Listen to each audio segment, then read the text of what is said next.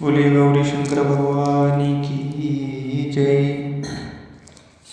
एक समय की बात है, श्री गणेश पावन भूमि के कैलाश पर्वत पर विशाल वट वृक्ष के नीचे भगवान शिव, पार्वती सभी गणों सहित वाघंबर पर विराजमान थे। भगवान बलवान वीरभद्र, तुरंगी, श्रृंगी, नंदी आदि अपने अपने पैरों पर सदाशिव के दरबार की शोभा बढ़ा रहे थे। गंधर्व गण, किन्नर, ऋषि हर भगवान की विधि अनुष्ठान चिन्हों से स्तुति गान कर रहे थे। स्वर आलापों से वाद्यों में संलग्न थे। उसी शुभ अवसर पर माता पार्वती ने भगवान शिव से दोनों हाथ जोड़ करके प्रश्न किया कि हे महादेव, मेरे बड़े भाग्य हैं जो मैंने आप जैसे पति का वर्ण किया। क्या मैं जान सकती हूँ कि मैंने वह कौन सा पुण्य अर्जन किया है? आप अंतर्यामी हैं, मुझ दासी को वर्णन करने की कृपा करें। महारानी पार्वती की ऐसी प्रार्थना सुनने पर शिव जी बोले, हे पार्वती सुनो, तुमने अति उत्तम पुण्य का संग्रह किया था जिससे मुझे प्राप्त किया है। वह अति गुप्त व्रत है, पर तुम्हारी आग्रह करने पर तुमसे कहता हूँ। वह व्रत भाद्रपद के शुक्ल पक्ष की तीज व्रत के नाम से प्रसिद्ध है। यह व्रत जैसे तारागणों में चंद्रमा, नवग्रहों में सूर्य, वर्णों में ब्राह्मण, देवताओं में गंगा, प्राणों में महाभारत, वेदों में शाह, इंद्रियों में मन, ऐसा यह श्रेष्ठ व्रत है। जो तीज हस्त नक्षत्र युक्त पड़े वह और भी महान पुण्यदायक होती है। ऐसा सुनकर के पार्वती माता ने कहा कि हे महेश्वर, मैंने कब और कैसे तीज व्रत किया, इसका विस्तार पूर्वक वर्णन कीजिए, मेरे सुनने की इच्छा हो रही है। इतना सुनकर के भगवान शंकर बोले, ये भगवान उमा, भारतवर्ष के उत्तर में हिमालय श्रेष्ठ पर्वत है। उसके राजा का नाम हिमाचल है। वहाँ तुम भागवती रानी मैना से उत्पन्न हुई। तुमने बाल्यकाल से ही मेरी आराधना प्रारंभ कर दी। कुछ उम्र बढ़ने पर तुमने हिमाचल की दुर्गम गुफा में जाकर के सहेली सहित मुझे पानी हेतु जब तप आरंभ कर दिया। तुमने गर्मियों में बाहर तप किया, ठंडियों में पानी में खड़ी होकर के मेरे ध्यान में संलग्न रही।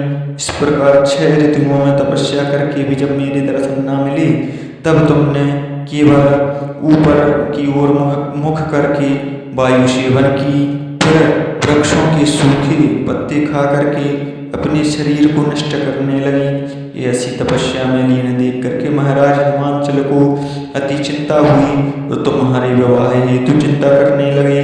इसी अवसर पर महर्षि नारद जी वहाँ पर आए और राजा हिमाचल ने अति हर्ष के साथ उनका स्वागत पूजन किया और आने का कारण पूछा। तब नारद जी ने कहा कि अति हर्ष हे राजन, मुझे भगवान विष्णु ने भेजा है और मैं चाहता हूँ कि आपकी सुंदर कन्या को योग्य वर प्राप्त हो। सो वैकुंठ निवासी शेष साई भगवान ने आपकी कन्या का वर्ण किया है, क्या आपको स्वीकार है? राजा हिमाचल ने कहा, महाराज, मेरा सौभाग्य जो मेरी कन्या को नारायण ने स्वीकार किया है और मैं अवश्य उन्हें अपनी कन्या का दान करूंगा। यह सुनिश्चित हो जाने पर नारद जी वैकुंठ पहुंच करके श्री विष्णु भगवान से पार्वती के विवाह का पूर्ण होना सुनाया। इधर महाराज हिमाचल ने मन में जाकर के पार्वती माता से भगवान विष्णु से विवाह निश्चय हो चुका है ऐसा कहा। ऐसा सुनते ही पार्वती माता को महान दुख प्राप्त हुआ। उस दुख से विलीन होकर के वह अपनी सखी के पास पहुंच करके रोने लगी। तुम्हारा रोना देख करके सखी ने तुम्हारी इच्छा जान करके कहा कि हे देवी, मैं तुम्हें एक ऐसी गुफा में तपस्या को ले चलूंगी जहाँ महाराज हिमाचल भी तुम्हें ना ढूंढ सकेंगे। ऐसा कह करके उनकी सहेली उमा को हिमाचल की गहन गुफाओं के अंदर ले गई। तब महाराज हिमाचल ने घबरा करके पार्वती माता को ढूंढते हुए रोने लगे और मन में सोचने लगे कि मैंने विष्णु को वचन दिया है, वह कैसे पूर्ण हो सकेगा। ऐसा कह मूर्छित हो गए।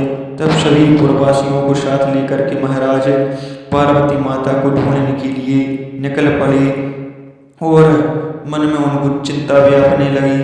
वह सोचते कि क्या मेरी कन्या को कोई व्याघ्र को तो नहीं खा गया, या किसी सर्प ने डस लिया हो, या कोई राक्षस हरण करके ले गया हो। उस समय तुम अपनी सखी के साथ उस गुफा में पहुँचे। बिना जल अन्न के मेरा व्रत प्रारंभ कर दिया।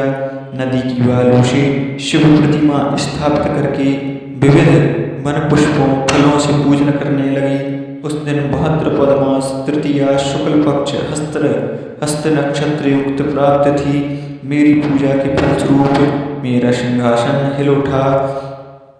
मैंने जाकर के तुम्हें दर्शन दिया और तुमसे कहा कि हे देवी, मैं तुम्हारे व्रत और पूजन से अति प्रसन्न हूँ। तुम अपनी कामना मुझसे वर्णन कहो।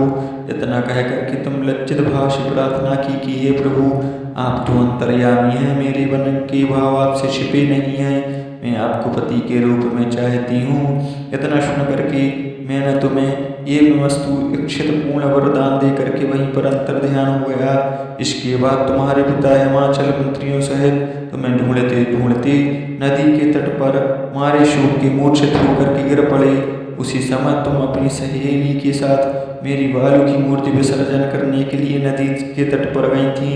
तुम्हें देख करके नगर निवासी मंत्रीगण राजा हिमांचल अति प्रसन्न हुए और राजा हिमांचल तुम्हारे पास जाकर के रोने लगे और कहा कि तुम अपनी सहेली के साथ इस भयंकर वन में कैसे चली आई पुत्री, जो अति भयानक है। यहाँ सिंह, व्याघ्र, जहरीले भयंकर सर्पों का निवास है। यहाँ मनुष्य के प्राण संकट में पड़ सकते हैं। इसलिए हे पुत्री, इस भयंकर वन को त्याग करके अपने गृह को चलो। पिता के ऐसा कहने पर तुमने कहा कि हे पिताश्री, मेरा विवाह आपने भगवान विष्णु के साथ स्वीकार कर लिया है। इससे मैं इसी वन में रह करके अपने प्राण त्याग दूंगी।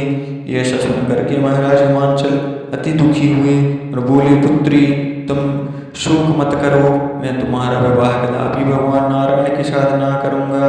तुम्हारा अभीष्ट वर जो तुम्हें प्राप्त है उन्हीं शाम सदाशिव के साथ करूँगा। तुम पुत्री मेरे पर अति प्रसन्न हो। तब सहेली के साथ नगर में आप चली गई और अपनी माता सहेलियों से मिलने लगी। कुछ समय बाद शुभ मुहूर्त में मेरा विवाह वेद विधि के साथ महाराज हिमांचल व महारानी मैना ने मेरे साथ कर पुण्य का अर्जन किया। ये सौभाग्यशाली जो सहेली ने तुम्हारा हरण करके हिमालय की गुफा में रखा था, मेरा तीज व्रत किया था, इसी से इस व्रत का नाम हरितालिका पड़ा और यह व्रत सब व्रतों का राजा हुआ। यह सुन करके माता पार्वती ने कहा कि हे प्रभु, आपसे मिलने की सुखद कथा सुना करके आपने मुझे प्रसन्न किया, पर इस व्रत के करने का जो विधान है वह इसका फल है मुझे अभी नहीं सुनाया। इसलिए कृपया करके मुझे इसके करने की विधि व पृथक पृथक फल भी सुनाइए। इतना सुन करके भगवान शिव ने कहा कि प्रिय, मैं इस व्रत राज का फल सुना रहा हूँ, सावधान होकर के सुनो। यह व्रत सौभाग्यवती नारी व पति चाहने वाली कन्या को करना चाहिए। इससे भगवान शंकर व पार्वती की कृपा से सभी मनोकामना पूर्ण होती हैं।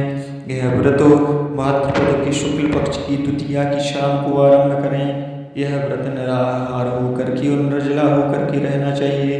भगवान शिव पार्वती की प्रतिमा स्थापित करके, केले पुष्प आदि के खंभे स्थापित करके, रेशमी वस्त्र के चंदेवा दान करके वंदन वारे लगा, भगवान शिव की मूर्ति वालू का लिंग स्थापित करके पूजन, वैदिक मंत्र, स्तुति, गान, वाद्य, भैरी, घंटा, मृदंग, झांझर आदि से रात्रि को जागरण करना चाहिए। भगवान शिव के पूजन के बाद फल, फूल, पकवान, लड्डू, मेवा, मिष्ठान, तरह तरह के भोग की सामग्री समर्पण करें। ब्राह्मण को अन्न, वस्त्र, पान आदि श्रद्धा युक्त देना चाहिए। भगवान शिव के प्रति वस्तु को सिद्ध पंचाक्षरी ओम नमः शिवाय कह करके समर्पित करनी चाहिए। प्रार्थना करते समय अपनी कामना इच्छा जो भगवान के सामने प्रेरित करके प्रणाम करें। फिर पार्वती माता से प्रार्थना करें और प्रार्थना के बाद में हाथ में पुष्प लेकर के पुष्पांजलि समर्पण करें। फिर चतुर्थी को शिवलिंग किसी नदी व तालाब में विसर्जन करें। और 3 ब्राह्मणों को भोजन करा करके दक्षिणा देवी।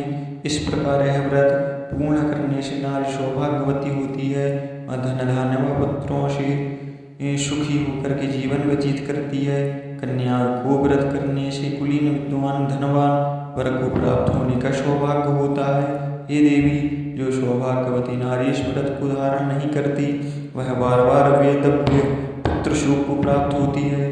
जो नारी तृतीया के दिन व्रत रह करके चोरी से अन्न खाती है वह सूकरी का जन्म पाती है।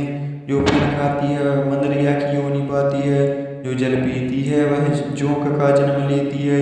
जो दूध पीती है वह सर्पणी का जन्म लेती है। जो मांस खाती है वह वाग्नी की योनि पाती है।